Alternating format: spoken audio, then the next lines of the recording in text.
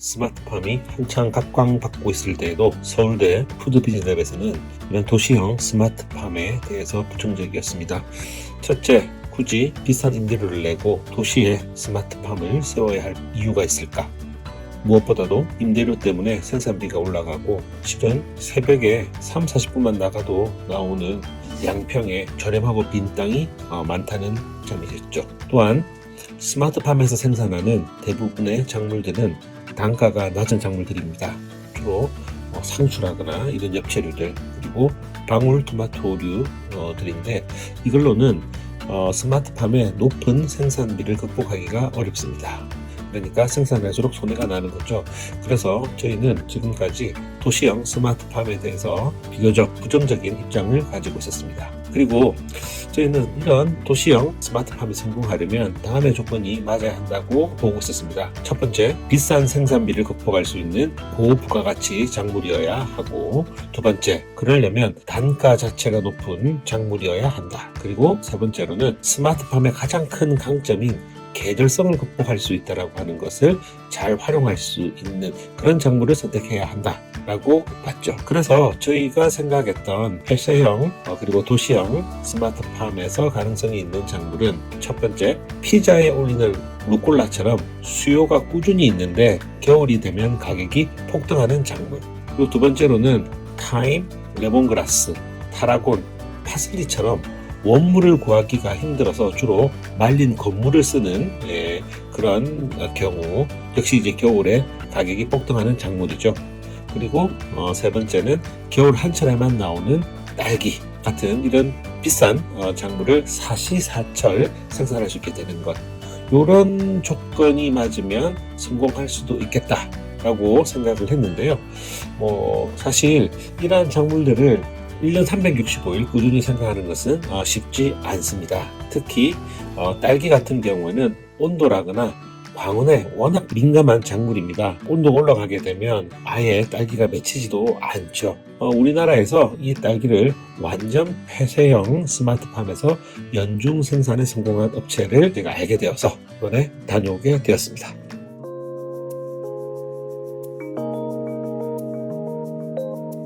간단하게 소개를 좀 간단하게 해주십니다.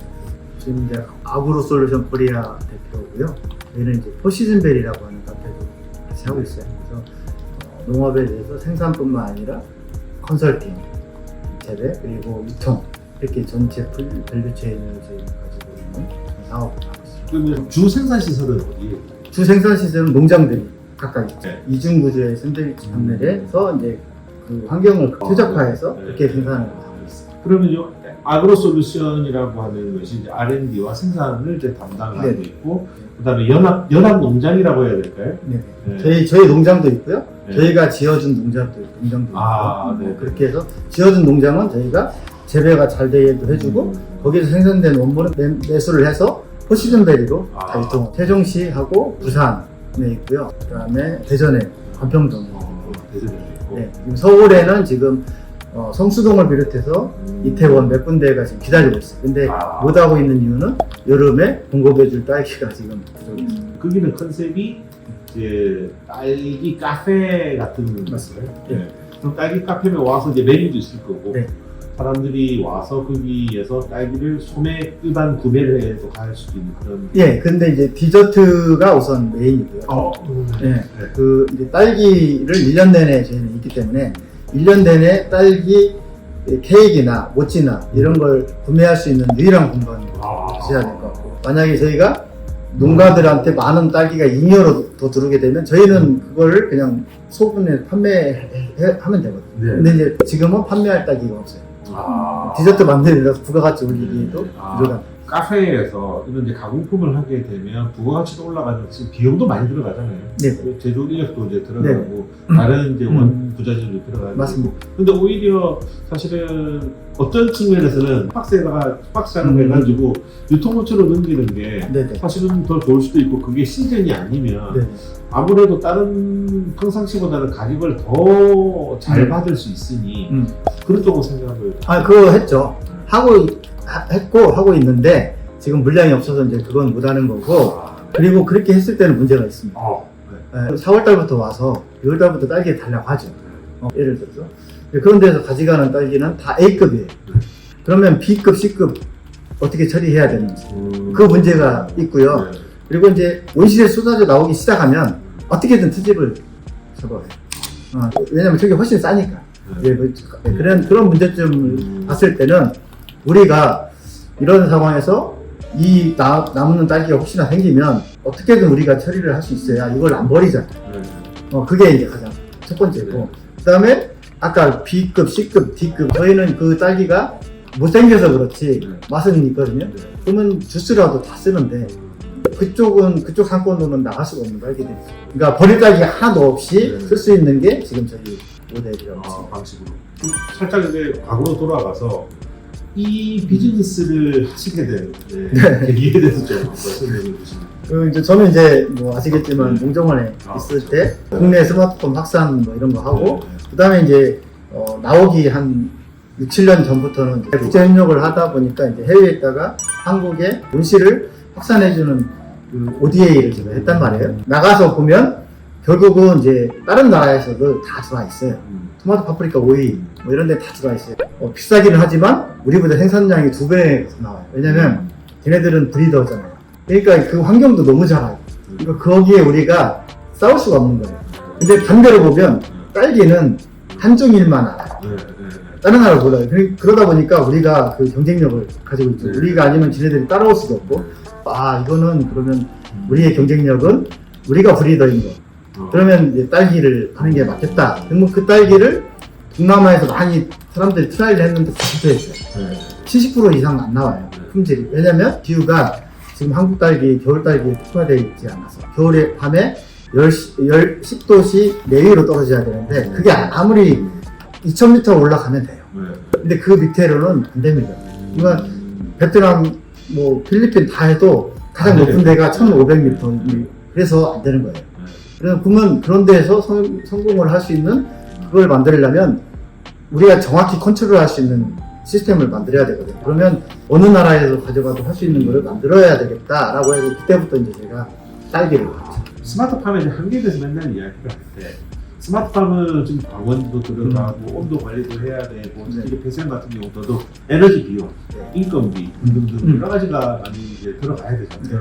그런 걸 봤을 때 도시형이면서 즉 땅값도 많이 들어가면서 에너지 비용도 많이 들어가는데 뭐 여기서 엽채류를 해가지고는 제가 봤을 때 거의 절대 안 나와요. 도저히 지금 안 나온다. 그래서 저는 사실은 2017년부터 우리나라에 스마트팜 바람이 불기에도 사실은 아직은 좀 때가 아닌 것 같다. 그러니까 뭐냐면 이런 엽채류는 뭐 당연히 중요하지만 좀 더 부가가치를 얻을 수 있는 작물들을 재배할 수 있는 기술이 나와야지만 될 것 같다. 그때 제가 생각했던 게 하나가 사실은 딸기였고. 근데 원래 딸기 재배 전공은 아니시죠? 아니죠. 아닌데 농정원에서 일할 때 어디에 전문가가 있는 거는 제가 알죠. 전문가들 딱 모아서 이거 한번 제대로 해보자라고 해서 이제 그 농업기술센터 상무님 모시고 오고 진적으로 하고 들어왔죠. 필리핀에다가 온실을 져줬는데 토마토를 생산하게 있었어요 그때는. 근데 토마토가 거기는 그래도 고지대라 너무 품질이 좋으니까 체리 토마토를 그 필리핀에 별로 없었거든요. 그걸 해서 이제 해서 납품을 했더니 1년 후에 이거를 1,2톤을 그 일주일에 맞춰줄 수 있냐. 근데 정부 사업으로는 떠가는 하잖아요. 그래서 거기에 크게 한 4헥타를 해야 되겠다. 근데 이제 코로나가 땅 터진 거예요. 가만히 곰곰이 생각해 보니까 이제 계속 그때도 이제 딸기 얘기를 했으니까 그러면 스윙 농장 인도어를 완성을 시켜 봐야 되겠다. 그렇게 해서 이제 3년을 재배를. 그거를 일반적인 그 온실에서 재배한 그 판매 가격 대비 만약 지금 하고 계시는 이 비즈니스 방식으로 했을 때 한 편을 만들어서 한다면 가격 차이는 소매가는 어느 정도 차이 날까요? 온실에서 나는 것은 평균적으로 바르면 한 25,000원에서 한 8,000원 왔다 갔다 해요. 그 구정 지나고 나면 4, 5월 달부터는 확 떨어져요. 그래서 이제 그렇게 하면 한 15,000원 평균을 잡으면 되고요. 저희는 여름에만 쭉 팔았을 때는 3만원, 4만원 이렇게 나왔어요.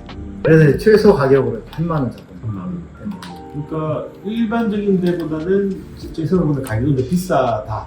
가격이 이제 훨씬 비싸죠. 비싸고 대신 이제 이걸 생산하려면 생산비가 들어가니까 딸기를 1kg를 생산하는 원가는 한 13,000원 정도 돼요.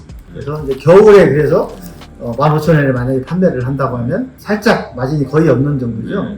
그럼 여기에서 생산비를 낮출 수 있는 가장 큰 포인트는 어떻게? 그 LED가 열이 많이 나잖아요. 80%가 열이고 20%가 빛인데요. 그 80%가 열이 이 공간에 흩어지거든요. 그걸 또 다시 내려야 돼요. 냉동기로. 지금 이제 저희가 그래서 에너지기술연구원이랑 지금 같이 POC를 하고 있는 게 뭐냐면 저희 그 LED에서 빛이 공중에 못 빠지게 여기 포집을 해요. 아예. 그 POC를 저희가 지금 에너지기술연구원이랑 같이 하고 있어요. 전체 생산비로 이제 치면은 인건비 있고, 네. 그다음에 지대가 있을 것이고, 그다음에 뭐 기본적으로 까는 시설 비용이 있는데 변동으로 이제 들어가는 걸로 보게 되면 결국은 에너지 비용, 에너지가- 가공비, 네네.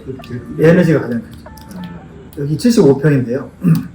한 350 정도. 한 달에. LED를 치는 비용과 그 열을 또 식히는 비용, 이게 이제 가장 많이 들어가서. 근데 이게 농업용 전기라서 사실 되게 한된 가격이 네, 되잖아요. 그런 부분이 아무래도 기술적 혁신이 필요한 부분입니다. 앞으로는 저는 그렇게 보거든요.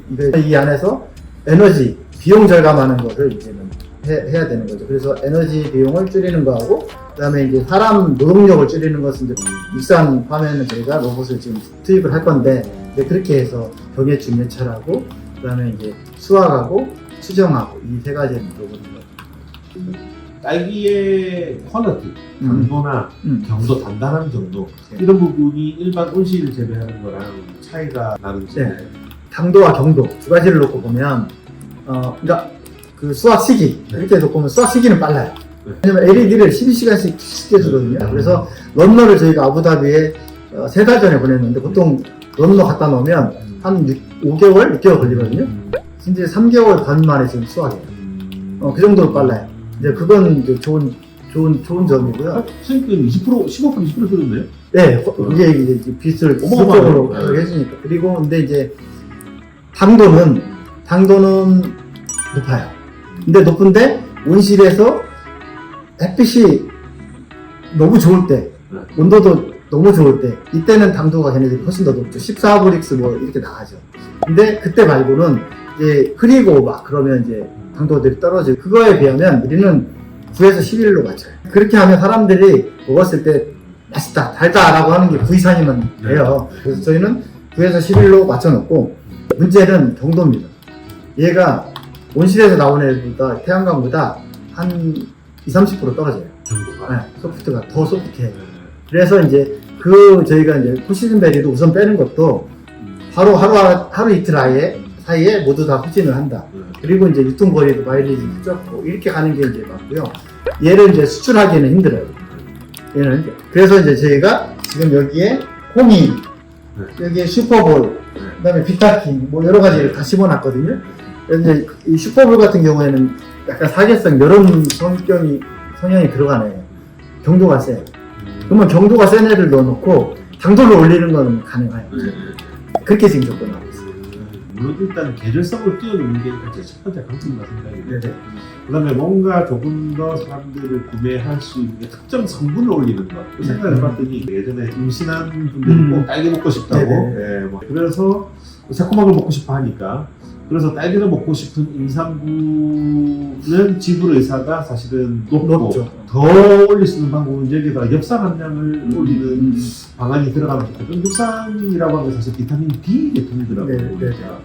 그럼 이런 거는 이제 양액이라거나 이런 것도 하면 고민을 해보시면 엽산 함량이 충분히 높은 쪽으로 할 수 네. 있겠다는 생각이 드는데 또 혹시 뭐 꼭 엽산이 아니더라도 이런 기능성이라고 해야 될까요? 있어요. 아니면 이런 거에 대해 생각하시는 분이 있습니까?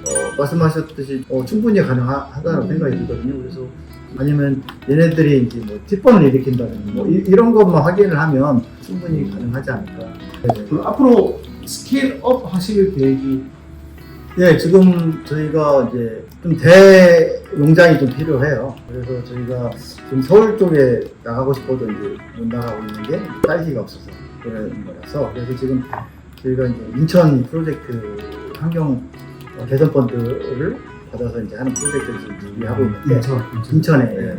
그래서 이제 그게 한 2,000평 구간에다가 한 1,000평 스마트팜, 청평은 카페와 그다음에 엽채류와 딸기를 쓰는 다이닝들을 모아놓고 그렇게 하는 프로젝트인데 향후에는 좀 메가 프로젝트로 해서 좀 끌고 나가려고 하고 있고 지금 이제 농지로 다 바꿔지잖아요. 네. 그리고 나중에 5, 6년 지나면 또 대지로 바꿔지고 그래서 이제 그런 부동산 개발업체가 상당히 연락이 많이 와요. 그래서 저는 국내는 부동산과 이 딸기 수익이 있는 딸기와 이걸 접목을 해서 그 농지나 임야를 개발을 한다든지 뭐 그 서울 올라가는 좋은 길목에다가 잘 잡아서 거기서 이제 해서 대규모 유통을 한다든지 이런 쪽으로 조금 하고 있습니다. 좋습니다. 네. 네. 카페로